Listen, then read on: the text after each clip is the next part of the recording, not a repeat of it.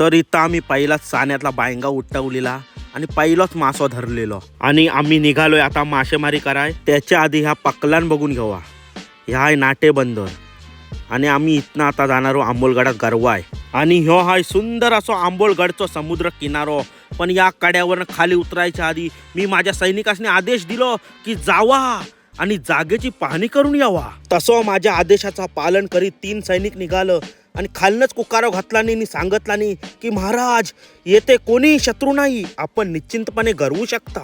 आणि बऱ्याच वेळ गरून आम्हाला काय लागत नव्हता. मग माझ्या डोक्यात आयडिया आली.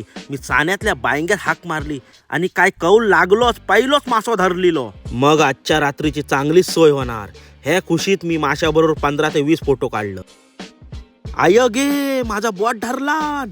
नंतर मला समजला की असे छोटे छोटे शत्रूही आपल्यावर आक्रमण करू शकतात. नंतर मी खांद्यावर मोटला घेऊन सैनिकांनी औसांची मदत करायला पुढे गेलो. एक सैनिक माझ्या आदेशाचा पालन करीत पुढच्या जागेची पाहणी करायला गेलो. मग बायंग्याने एकदा परत आमच्यावर मेहरबानी केला.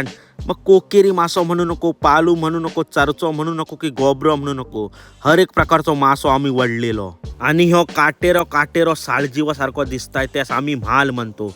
तसंच सगळं म्हाल बॅगेत भरलं आणि घरची वाट धरली.